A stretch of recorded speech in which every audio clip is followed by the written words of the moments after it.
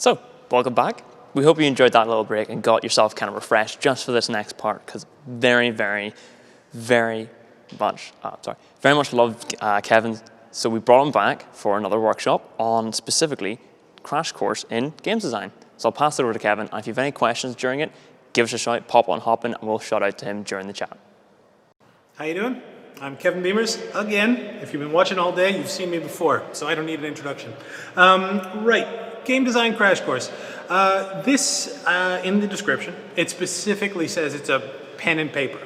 And because we're only talking about, say, half an hour to 40 minutes, that's the length of the workshop we have here, we're not going to make an entire game. We're not going to get into how, I don't know, monetization works or the math behind balancing tower defense, if that's what you're after. I really just want everybody who's watching this to genuinely think about a game that they'd like to build, and I'm going to see if I can poke holes at it through the magic of streaming. I will let you know that I'm going to ask questions from time to time. I'll give you a little bit of lead time. I know you can only interact with me by typing. Please interact. I've got Sam, who you've seen all day. Sam is going to be the voice of the people. So if he's spotting things on the list that I need to hear about, some of your ideas, I'd love to hear stuff coming my way, because it's no fun doing a workshop when you're just one guy in a big studio. I need to know people are out there. All right, so first of all, if anybody's participating in this, I would suggest you get yourself a big sheet of paper, get a pad of paper. I love these giant things. This is my, I mean, all of my meeting notes look like this. They don't make any sense, you know, a week after, sometimes an hour after the day, but it helps to visualize. It's so much better than a computer, or like if you're typing ideas in, everything's got to be in lines and formal and stuff like this. Something, when you're working on paper, it just means you can have lines all over the place. It's as big as small as you want. You can draw arrows connecting things and rip it apart. It doesn't matter. It's disposable. Right, diving in, game design crash course. First, if you were to ask a lot of developers, most developers, in the question, how did you get into games? Quite honestly, the answer usually boils down to, there was a game I wanted to make, nobody made it yet, I got tired of waiting, and so I made it myself. So that's the creative side. Some people just want to be animators. Some people just want to be programmers. Like I said, they're waiting for the task to show up on their desk so they can be a piece of a larger puzzle. But if you're the one who's engineering the puzzle, this is your story. It's the I got tired of waiting for someone else to make the game I've always wanted. So I've just figured it out for myself. So if you're at this workshop, I hope you've got one. Now, to start off, I'm going to give everybody a couple of minutes of silence. Just create 5 game ideas, okay? And as you create them, I don't mind if you write them down on your own sheet, type them directly into the, Hobbit, and Sam's going to read some out to me. But I'm thinking just create the idea any way you think it has a form. I'm aware of the fact it's going to be a little bit nebulous. It's going to be sort of a bit like this and a bit like that, but whatever you think is going to inspire you to start making a game, write those ideas down. Okay? So, 2 minutes of silence. I'll get Sam to catch me, but I'll start writing my own stuff. Let's see. Okay.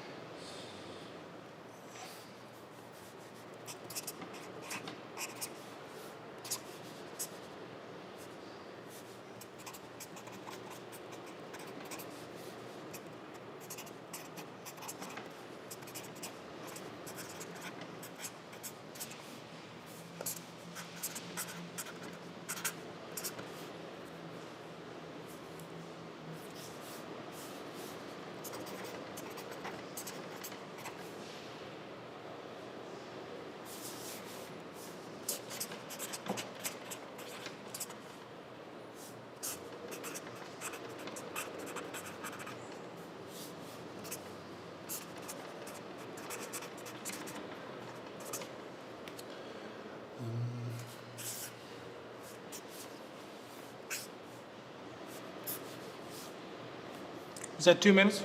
We getting close? No? About a minute left?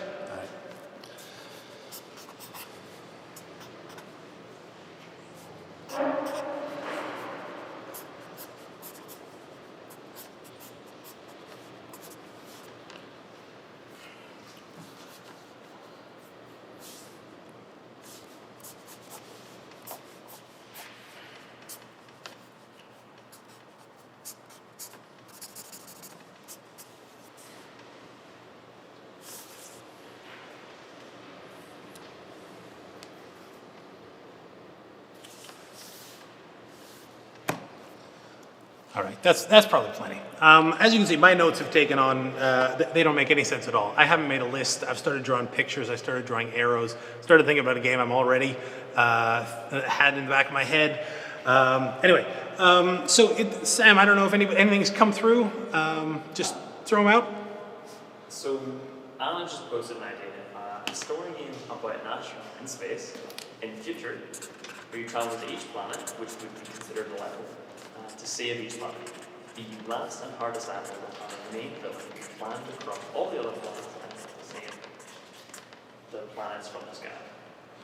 Okay, so you're an astronaut. It is in the future. There's someone on each planet, and right, saving each planet as you go. So we're at 8 levels, unless we include Pluto as a bonus level. That always makes everybody a little bit sad, doesn't it, when they mention Pluto? Okay, right. Any other things have come through? Personally, I have one. Okay, go on. So you're a frog. Frog. You go from lily pad to lily pad. There are like 3 columns, and you have to get a certain score by the end of it. So you're trying to get a certain score. So you score the top, and you like try and increment. Okay, so it's like frog. The lily pads have value, and you're trying to hit a target as opposed to get as far as you want. Okay. Right. Okay. So it's I'm going to call that lily pad maths, but it's probably more interesting than that. But okay. Has anything else popped through? Someone's recommended The Light Beyond the Sky is about a girl who discovers she is a kitten girl, and the next 3 comments come. Sorry, say again. The Light Beyond the Sky is about a girl who discovers she is a kitten girl. Just gonna wait. Okay. So the light beyond the sky. So three have come in from the audience. She joins a group of kitten girls on a castle above the clouds. Okay. Kitten heroes. On the clouds. Clouds. Above the clouds. Right. Okay. So this is a few that have just come through. We got an astronaut, we got a frog. The one that I was looking over here was one we've put. I've thought a little bit at the studio. It's where you're it's a memory locked inside a brain, and it has to make it out of the brain in order to be remembered. Okay, so these I've asked a few questions of myself here. I've drawn a few pictures. I've drawn some boxes on a grid. Now, with each of these things, the astronaut saving each planet, the frog with the lily pads, light beyond the sky, and the kitten heroes. Right. What I want to get a little deeper into this, because all I did was say, game idea, go. Right. So the things we got to consider right from the very beginning. One of them is going to be platform. A platform sounds a bit technical to be jumping straight into, because some games work across the board, but some games are very specific to the tool, the device that you're playing them on. So platform, what I'm talking about with platform, we've got a console. Right, so this is your Xbox, PS4, Switch. Anybody else got any answers to platform? I'm going to give you another one. I'm going to say immersive, while you guys come up with the other ones. Immersive, we're talking VR. You can play a game in that, and obviously a game that you play in VR is going to be completely different from a game that you play on a console. Third? Augmented reality. Yeah, what's that? Augmented reality. Augmented reality, I'm going to pop that in immersive as well. And kind of mobile games. Mobile, perfect. Great stuff coming in from there. There's one that's missing. It's usually hand in hand with console, but keyboard and mouse, Steam, PC. Now, these 4 here they're your big 4. I'm sure there's others I missed. There's other ways. Well, okay, tabletop. Two people sitting across the table from each other without any tools whatsoever. There's loads of different ways to play game. The definition of a game is so wide. But right now, assuming we're talking about digital, assuming we're talking about video game design that involves coding, we're talking about, is this going to be played with keys and mouse? Is it going to be played with a controller? Is it going to be played with your eyes? Is it going to be played with how you move your head or how you move your body? Obviously, Kitten Heroes in the Clouds, playing that on Steam versus playing that in VR, if you think about that from the very beginning, it's a totally different experience. Are you surrounded by cats? Are you in the clouds? As opposed to watching the cats do other things on the screen. Platform, right. Second thing I want you to, what have I got there? Console, PC, mobile, immersive, tabletop, excellent. So along with platform come answers like how do the controls work? What is your audience? And I put price on the slide as well. And price I'm really sort of talking about free-to-play mobile versus a 30-pound game on Switch or something like that. The expectations of what's inside your game. It used to be that you paid for all games. And now there's free stuff, and there's the way the Fortnite model works. It's completely different from there's a whole range of how you can get money from your product. But the only way it works is if you build that in from the very beginning. A game you play on mobile is a completely different experience than a game you play on Steam or in VR. So think about how the platform, the limitations of the platform and the advantages of the platform can turn your game into something you hadn't expected before. Or flip your game on its head.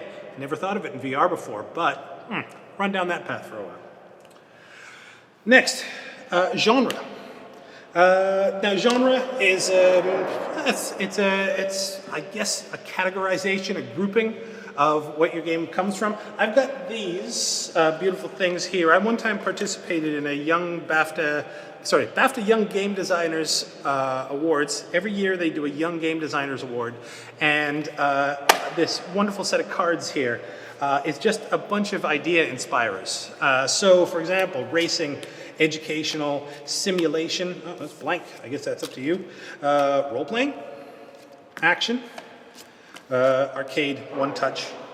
There you go, might as well throw them all out here. Strategy, puzzle, adventure. This is not by any means all of them. You can search by anything in in Steam and find stuff that's been pigeonholed or stuff that doesn't fit into anything at all. The first game that I made as Italic Pig, Schrodinger's Cat and the Raiders of the Lost Quark, it had platforming, it had puzzle solving, it was somewhat procedurally generated, so the levels were different every time you played it, and it had dialogue and narrative and characters. So it didn't really fit into anything, and I mean that could work for you and against you, because the for you is that somebody goes, that's something I've never seen before, and the against is, I'm looking for a platformer. This isn't really that. I'm looking for a narrative adventure. It's not really that either. So there's elements, when you try to do two things, people tend to like one, and they might like the other. They might be drawn in. So it's anybody's guess. So with all of these, again, working off the astronaut, saving each planet. Now, that firsthand makes me think it's definitely adventure. Might be puzzle, might be strategy. I'm not sure exactly how the gameplay is going to work. Or, for example, if it was a mobile, it might be one touch. It might be a Jetpack Joyride style game where you're just avoiding things or getting out of the way. Strategy tends to be slower paced. You spend a lot more time getting into the designer's mind, trying to figure out what they want you to do in this game. Well, I don't know. It could even be, dare I say it, educational. Educational is always a tricky market to go running down because kids are like, is this educational? Please. I'd rather do something else. So lily pad maths might fit into that please section. But again, Frog Fractions was one of the most fun games I've ever played. All right, that's genre. Genre, there's a whole bunch I've listed there. What's not here? Hyper casual, sim, first-person shooter, real-time strategy. Yeah, honestly, go on Steam and look at the games that inspired you. Chances are you have a list of games that you pull from and you're like, I want another one of those. And if you were going to make one, it might just be down that same realm. Genre also helps you define things like story and characters and game style and pace. So something like if you were to put a narrative on top of it, you don't necessarily get a narrative in a hyper-casual game. Doesn't mean it's not fun. Playing Legend of Zelda versus playing Tetris, they're completely different types of game. And they, it is all about where, what sort of pace and what kind of drive and what kind of style of game you want to be putting forward this. But try a few. Like I said, like I was saying about the kittens and the platforms, a different genre just might be the shake-up that you hadn't thought of before. If you think it comes into your head fully formed, it never does. You branch out and you pull back in. Third is I want you to think about progression. By the way, I'm going to ask you to apply all of these things to some of the ideas you wrote down earlier. So if you've got your list of five ideas in 2 minutes is pretty tight. But if you look at any one of those, you say, that's probably the one. Start, even right now, start thinking about genres, start thinking about platform, and progression is a third thing. Progression is kind of like the goal, it's kind of like the gameplay. Let me see. How do I get better? How do I know I'm getting better? And what keeps me coming back? So progression could be, you got five, it's morning, the clock has just run out and you got more stuff to do. It might be that you just find it satisfying or you're trying to get better than everybody you're working against. I've got down here a bunch of things like, is it skills and levels? Is it earnings that keep you back? Am I the richest person in town? Do I need more energy? Do I need more gems? Is it competition against other people that keeps me coming back? I mean, you look at a game like Candy Crush. It's a single-player strategy game that has this competition element dropped on top of it, and that's a second driver. It's where are my friends compared to me? I got to do 3 more levels before Tuesday so I can elbow them at the office, right? Right, so where was I? Progression? I have lost one set of my cards. Nope, there they are. Right, so as we get into brainstorming, picking a few or one of your games from earlier, start writing down stuff about platform, genre, and progression. And while you're doing that, so we're not just sitting here in 2 minutes of silence, I'm going to drop some of these lovely BAFTA Game Designer cards on the sheet here to inspire you on things you might do in terms of a progression. So for example, the goal might be to remove all your enemies. Kill everybody on the level, or remove them all, get rid of the virus, lose the bacteria. In the astronaut game, saving the planet, are there minions that you gotta get rid of? Are there rocks in the way? I don't know. Lily pad maths. Do you have to hit everything? No, you have to be strategic about the ones that you jump on. Do you mark them in such a way? Do you have to do mental maths as you're doing Twitch play? I don't know. Here's a few more. Let me throw down, we got escape. I don't know what you're escaping from. Might feed into that. Complete the puzzle. Find all the items. Use all the items. These are good. Okay, so destroy objects, survive, capture, reach a destination, and rescue. And again, this is by no means the list. This is not a be-all, end-all. What you should be doing is puzzling through this and go, how can I thought I was going to go down one path. I thought I had one goal in mind, but I hadn't considered, is it survive as long as I can, or survive until I get to the finish line, or is it survive until I've collected all the items? These elements of gameplay, you should, at the beginning, I mean, we've only been doing this for, what, 15 minutes at most? I don't know how long I've been talking. I have no clock up here. But the fact is, the brainstorming period, the development period, that is the most fun part of the game development time. It's before you think of a budget, and it's before you got to nail down the number of people you need. It's all blue sky thinking. It's all the parts of the game where you say, this could be anything. Let's not limit ourselves. The word brainstorm The thing about brainstorming is that when you're in a brainstorming session, the goal is there's no such thing as a bad idea. You write down everything. If you start debating the merit of one idea during a brainstorming session, this is evaluation. It's a completely different thing. Brainstorm should be just keep writing things down on paper.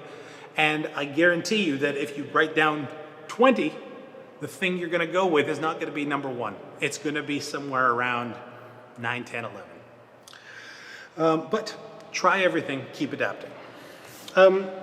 Yes. Let's hear a few. What do we got from you, Sam? So we've mentioned that someone's game would be to survive and rescue. Yes.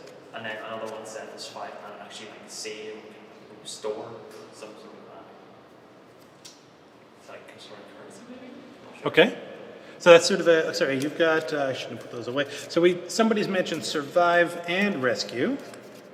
That's rescues, there we are. Survive and rescue. Is this related to one of the 3 games we've got already? Or is this another one? Because saying, I'm doing a survive game, it's a good place to start. It's a good mechanic. If you caught my interview with Sam earlier, it's talking about building a game with squares and circles. Now, we can have a game where we survive in space, and we can have a game where we rescue in space. But we can also have a game where we survive in the Wild West, and we can survive underwater, and we can survive, in a nuclear bunker.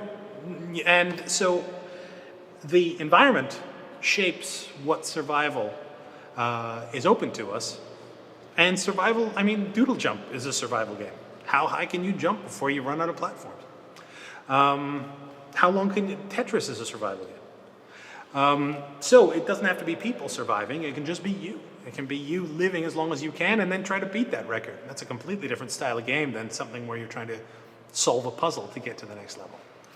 That was Light Beyond the Sky. That one. Oh, right. There's also a recommendation of like an idea of surviving, rescuing, like a reaching final destination, and that would be the astronaut game, so you can jump from planet to planet, and then your destination would be the final one. Okay, just a question for whoever presented the astronaut game. Do we have a name? I'm going to call you Astronaut. Okay, dear Astronaut, can you perhaps elaborate on whether or not this is a fast-paced game or a strategy game? Is it, do you picture it being something on mobile that is play forever, short loops, play forever, or do you see it as a limited experience, a paid game where you're solving, say, over the course of 8 worlds, like a Mario? I'm sort of talking to myself here because I know that there's a bit of a delay on how long it takes for things to come in. But even if you ask yourself those questions of how does my astronaut game, what platform would I see it on, how long would I play it for, how long is a level? I would have to assume that a planet is a world. Within that world, you'd have a number of levels on the inside, or perhaps it's survive as long as you can until you gain the resources to get to the center. Have we got something? So, Astronaut said it would be a strategy type game, and she pictures it on being mobile, and it would be a 3-life system, kind of similar to Mario. Okay. 3-life system is interesting. I'm going to go off on a tangent here for a second. I remember when Tomb Raider came out. What are we at? 25th anniversary at least now? It's very possible. When Tomb Raider first came out, you played that and it was like you had your guns, and then a wolf would come out the side of the pyramid at you or whatever, and you would die, and you get chucked all the way back to the beginning. And it was built in the style of the old arcade games. An arcade gave you 3 lives because you were paying by the game. So you put in your quarter, and you get 3 lives. And if you were dead, you had to put in another quarter. You had to continue. Mobile eliminated the idea, well, a lot of games eliminated the idea of the 3-life system, because once you bought a console, the idea of dying in a long, people wanted you to finish the game. So they gave you loads of lives, or they gave you infinite lives, or they gave you a checkpoint, and that sort of thing. They eliminated that idea of your game is over, because game over is a break in your day to go, I guess I'll go do something else, or yeah, one more. So having infinite lives makes for a totally different experience. And this is where I'm going back to the Tomb Raider example, is when they re-released the 20-year anniversary of Tomb Raider, they actually had to change the game format slightly because the audience, the way people played games, had evolved from 20 years ago to now. So that idea of I'm dead, you got to start again, forget this, had to be turned into something more of a checkpoint system. They had to adapt it ever so slightly in order to work for today's audience. So it's a total side story, but it just shows you that a game that was made 20, 25 years ago versus games that are made now have completely different methods of how they keep you hooked. Right, time for a twist. I don't even know what the twist is because I made this PowerPoint last night. The development. Okay, development is not just making the game. No game is ever a case of I write my game design document and then I give it to people and then 12 months later it comes back to me exactly the way it lived in that game design document. Nothing comes out of your head and onto paper fully formed. Development is growth and change, okay? The only way something is the same at the beginning as it is at the end is if you are an army of one. If you're a teammate, if you don't have a team, if you can do everything yourself and you grow and evolve as part of the project, then everything comes out of your head and into the game. But if you're working with a team, the team has input, the budget has constraints, the size of the game you're trying to make will always be different from what you thought it was going to be at the start. So I've met, there's a writer that I know, a games writer, who one time had a story where they knew that they were going to have, say, 5 acts, but then they ran out of budget and they had to pull the entire 4th act out of the game. And they had a voice actor who had done all their work and was super expensive, and they couldn't get that person back. So the writer had to cobble together something that would work with the lines that existed and still tie the story together.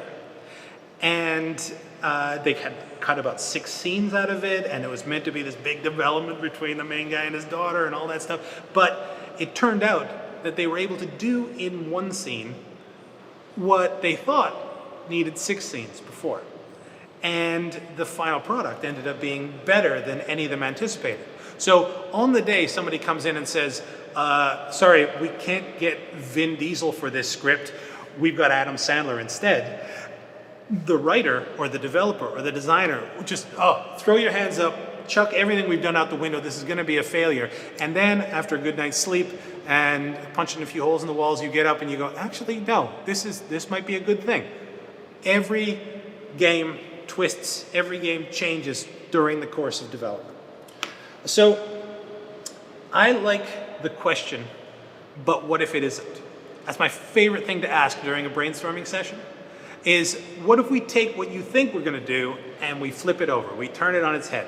So everybody out there who's been writing some stuff down, I'm gonna throw another set of cards out on the table here. And they're just, I want you to pick one at random. In fact, hold on a second. 2, 3, 4, 5, 6, 7, 8, 9. I got 10, maybe 11. I didn't really count that. There we go, 11. Pick a number between 1 and 11. And I'm gonna start laying these out. And let's assume that you have to apply one of these to the game that you've been working on. All right? So, what do we got here? Adapt. Number 1, you've only got 1 life.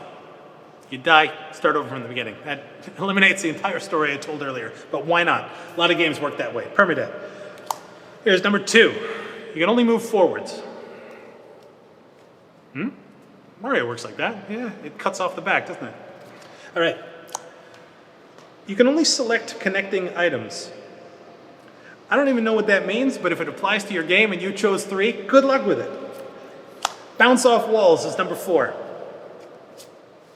Avoid enemies, number 5. Limited inventory. I don't know how that applies to a frog, but okay. Can't touch the floor. Limited time, that's number 8. Must not be seen is number 9. And 10, is can't do the same thing twice in a row. Again, if all games were the same, and we could apply all, I didn't do 11 by the way, because there's nothing on it, so that's anybody's choice. But if you've been making a game that's taken you down one path, something like this, a twist where, right now I'm obviously not talking about, we're talking about design. If I was talking about, I'm sorry, you got to lose a chunk of your game, or we're not able to do this particular mechanic, or guess what, there's a Switch 2 coming out. And the Switch 2 is like the Wii. You wave it around and there's only one button on it. So we got to adapt to that. So these are the sorts of things where, especially in a game that you've been making over the course of 7 years, a big studio game has to start thinking ahead. Can we build this for the PS6? Because that's how long it's going to take to get this thing out.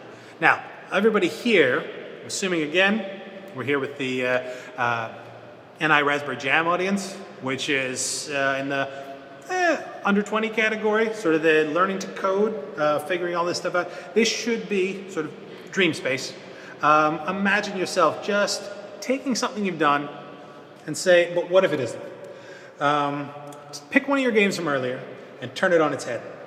And so, I don't know if that slide is up on the screen there now, but how to turn something on its head. Think of a new genre. Think of a new platform, change the controls, the mechanic, the art style, change the environment. It's the same thing, but in space. Or it's the same thing, what merits come with it? We have anti-gravity now, or the astronaut planet game.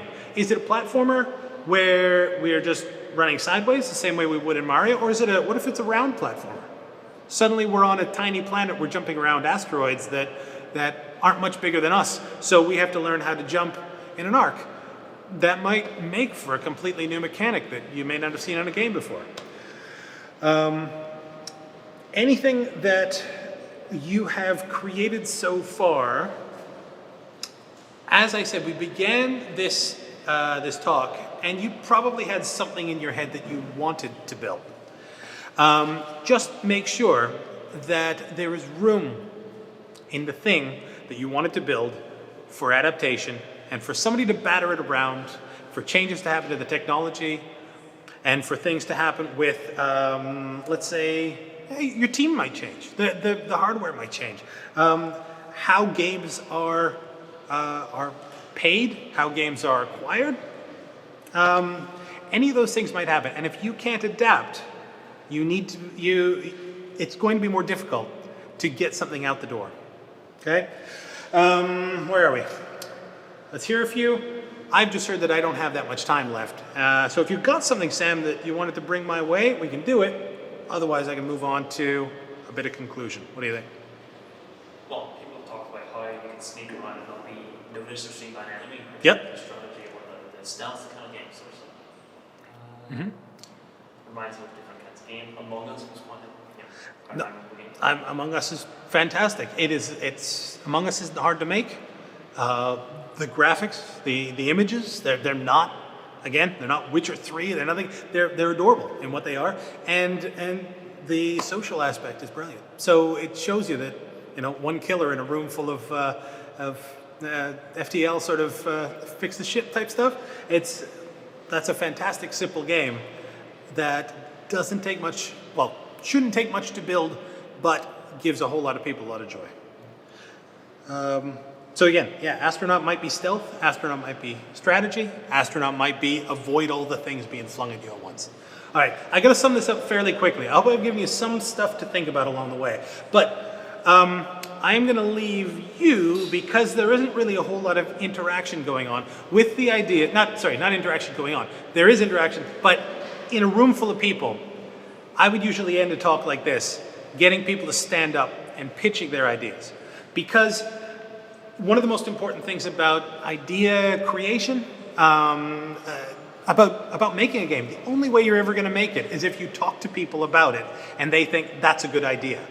And the only way they're going to think that's a good idea is if you've got something solid to pitch and you can talk about it in a concise, interesting way. If you come in and say, well, there's a bit of this and there's a bit of that and there's a thing and it's a little bit like and blah, blah, blah, but you don't have any kind of a story that you're telling, then the pitch is going to fall flat.